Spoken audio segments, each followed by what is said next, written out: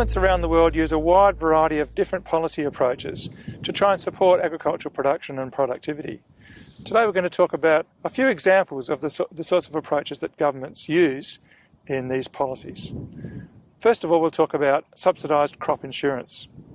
In the United States, farmers can purchase government subsidised crop insurance through what's called the Risk Management Agency of the United States Department of Agriculture.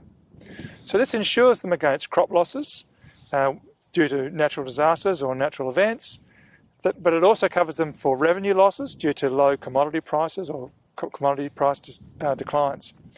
So on the screen there's a website address which you can go to get more information. Because these schemes are subsidised by government, they amount to, or they include, a transfer of wealth from taxpayers to farmers. So it is the broader community supporting agriculture. So that's one of the themes of these different approaches that we'll be looking at today. The second one I want to talk about is direct payments. So governments in a number of countries have subsidised agricultural production for a long time. Either through inflating agricultural prices, which is something we'll talk about in a later session, or more commonly in Europe in recent years has been the idea of a single payment which is not tied to prices. So the single payment scheme in the European Union's Common Agricultural Policy involves farmers receiving an amount of money per hectare of agricultural land that they agree to keep in good condition and that they actually keep in good condition. So it's not tied to the price of the commodity, it's just an amount that they receive basically for continuing to look after the land and continuing to farm it. So there's another way that governments have supported agriculture. The third idea is extension. Agricultural extension's got a long history. Extension's a word that's used a little bit in a different way in agriculture than in some other places. Extension means a broad range of activities that include education, training, raising awareness, facilitating networks and communications between farmers or between farmers and agencies. So it's a broad term that covers a lot of different approaches. And government agencies or government-funded bodies or universities around the world communicate the latest developments in agricultural techniques to farmers and to try and help them improve their production. In some developed countries, and Australia is one of them, government support for extension has tended to decrease over time. So there's much more reliance these days in Australia on extension being provided by the private sector, whether that's by paid consultants, farm management consultants, or by people who work for agricultural suppliers, people who supply fertilisers and herbicides, for example. There's much more a private sector role in this area of extension these days than there was 20 or 30 years ago.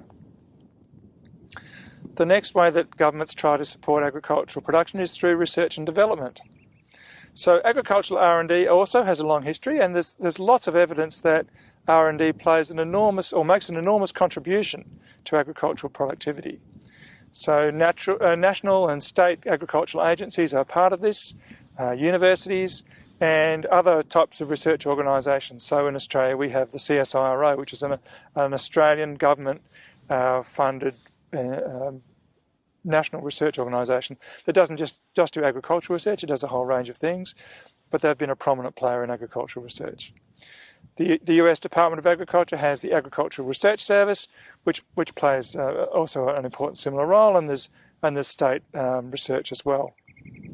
Another decline here. There's been observation that funding for agricultural research around the world has been on a declining trend, and there's quite a bit of concern being expressed that in coming decades it will be hard to maintain the level of productivity growth that we've seen in agriculture for the last few decades. It's a particular concern in developing countries where they really are at a time where they need agricultural research to help them turn the corner, get over the hump and improve their agricultural productivity. And there's been quite a lot of discussion in various quarters about the importance of increasing agricultural research investment. Next, infrastructure. So governments provide infrastructure such as railway and roads to enable transportation of produce from farms to markets, but also to provide to transport inputs from ports or from factories to the farm. So in Australia we have, in Western Australia, a Department of Infrastructure and Regional Development and a Department of Planning and Transport and Infrastructure. In South Africa, every developed country has a department that looks after these sorts of provisions. And finally, there is institutional support. This is perhaps a bit less obvious, but it's one of the things that helps our whole economy and our whole society function, and it benefits agriculture in the same way as it benefits other parts of the economy. So agriculture benefits from the type of institutions that government provides for the benefit of the whole community, such as the rule of law, the enforcement of contracts, public education, and so on.